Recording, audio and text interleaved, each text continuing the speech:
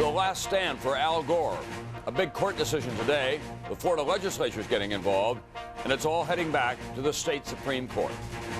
On Capitol Hill, a new look for the Senate. More women than ever. Will that make a difference? In depth, the cost of staying warm this winter is way up, plus the power crunch that is stealing Christmas. And special delivery, 2 giant pandas from China. Decision 2000. From NBC News World Headquarters in New York, this is NBC Nightly News with Tom Brokaw. Good evening. In Florida tonight, the Bush team remains confident it will prevail when the recount controversy moves back to the state Supreme Court tomorrow. But the Republican-controlled state legislature is taking no chances. It's now scheduled a special session to name electors just in case the process is stalled or the state Supreme Court rules against Governor Bush. All of this on a day when Vice President Gore did win one legal battle while continuing 2 others. We begin once again tonight with NBC's David Bloom, who's still in Florida. David? Tom, the Republicans here in Tallahassee brought down the hammer tonight, essentially telling Vice President Gore that unless he wins a clear-cut, uncontested victory in the courts in the next week, they'll award this state's presidential electors to Governor Bush. Not surprisingly, the Democrats are seething tonight. A senior Gore advisor telling NBC News, quotes, "The American people will not accept the decision by Florida Governor Jeb Bush and his friends in the Florida legislature to take the decision away from the people and the independent courts." In one Tallahassee courtroom, 2 trials underway today, which could result in 25,000 absentee ballots being thrown out, throwing the Florida election to Vice President Gore. That prospect, however slim, is simply unacceptable to Governor Bush and the Republicans who control Florida's state legislature.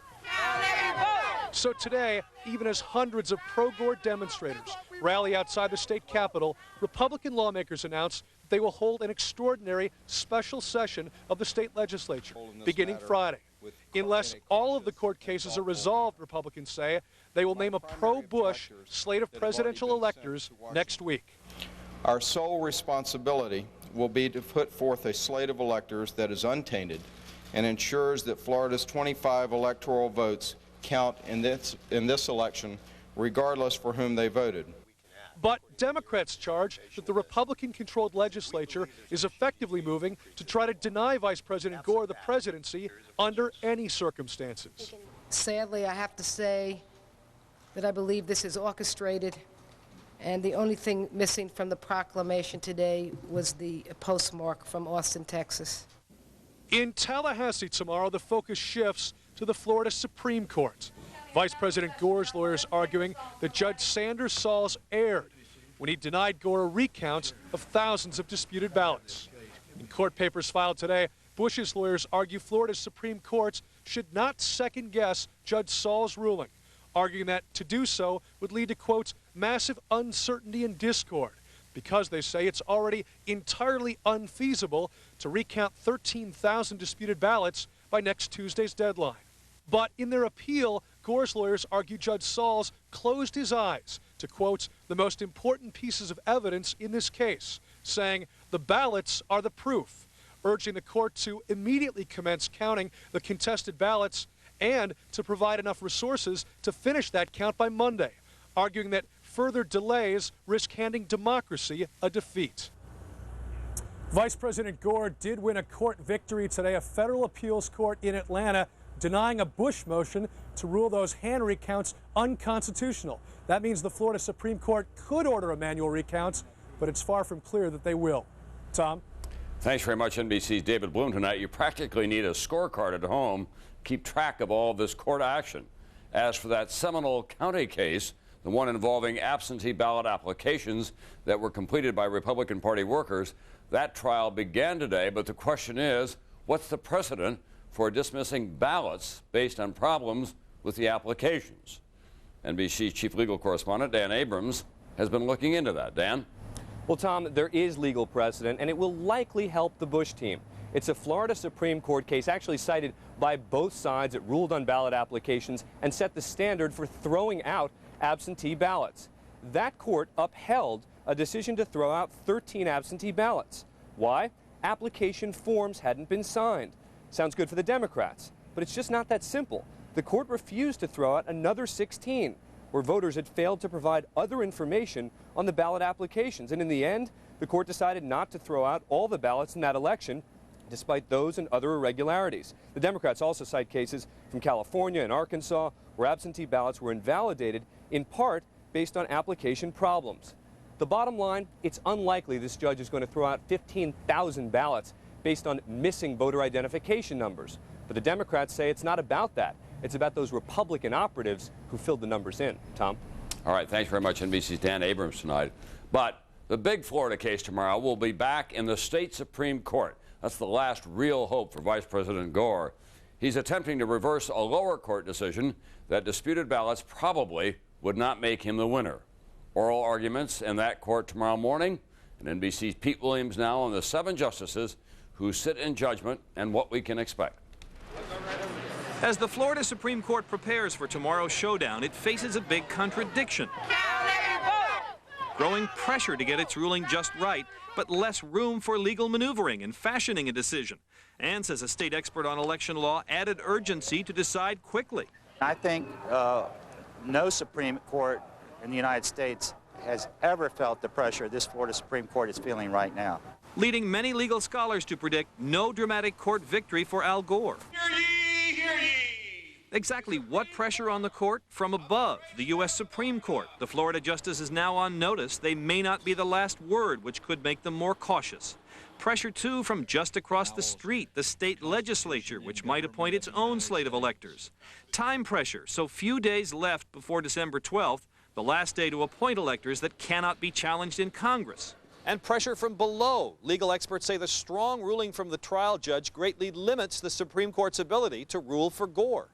The judge ruled that there's no need to count the disputed ballots because the county canvassing boards did not abuse their authority, and because the election result, once certified, is legally presumed to be correct. He rejected the Gore position that he should take a look at this matter afresh and count the votes anew. Rather, he was simply looking at the certification with a presumption of validity. And how is all this affecting the court? The spokesman says the toll is visible, clearly so, in today's annual holiday lunch. I did see many of the staff who waited for the blessing and the Chief Justice's remarks and then quietly took their plates and went back to their offices to continue work. So we have at least a semblance of normalcy, but the tempo is very fast-paced. The pace so fast that the lawyers expect a decision almost instantly by tomorrow night or Friday morning. Pete Williams, NBC News, Washington. Down in Texas, George W. Bush invited Condoleezza Rice, who will likely be his national security advisor if he wins the Florida contest, to sit in on his second CIA briefing today. And he used their photo opportunity to send out a warning to potential terrorists. It is, Dean. The warning ought to be that that as we decide this election, people should not try to take advantage of our nation. And on Capitol Hill tonight, no signs that the close margins in Congress have mellowed Republican Majority Whip Tom DeLay. He warned President Clinton to give up on finishing this year's federal budget and free spending at current levels or face another potential government shutdown. DeLay also said he's been waiting for 22 years for a Republican House and a White House, and he promised the GOP agenda would get through, including a ban on late-term abortions. Over on the Senate side of the Capitol, a much kinder, gentler gathering today, a group much more united by gender than divided by ideology. The most women ever in the U.S. Senate. Here's NBC's Andrea Mitchell. It is the ultimate power coffee clutch. Veteran women senators from both parties welcoming 4 newly elected members, all Democrats, to the club. With a recount now certifying Washington State's Maria Cantwell as a late winner, the Senate now has a record 13 women out of 100 members. Is 13 enough? We have another 66 to go. They're from all parts of the country, diverse backgrounds, an internet executive, a politician, a first lady, a widow.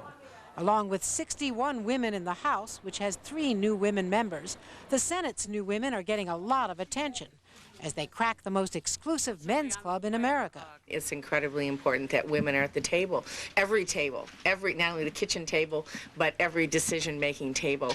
And you think you can really have an impact, even though you still are a minority? When we do stand together, I think we're seen and we're heard. Only 9 years ago, women from the House marched over to protest the Senate's confirmation of Clarence Thomas and were kicked out. Now Democrat Barbara Mikulski and Republican Kay Bailey Hutchison are powerhouses in their own parties, even wrote a book together about the need for more women in the Senate. Senator Mikulski took on standards for mammograms, and most people didn't realize that there were different types of mammograms, and some were more effective than others. We will be talking about even finding more bipartisan ways of working, and most of all, to really set a tone of civility that I think the country wants us to do. So will all the attention help them pass more legislation, really wield power? You never really have a change till you have a critical mass, and having 13% of the Senate and having about that in the House is not a critical mass. The leaders in Congress are still all men, but tonight the women of the Senate say they are just getting started and finally have a league of their own.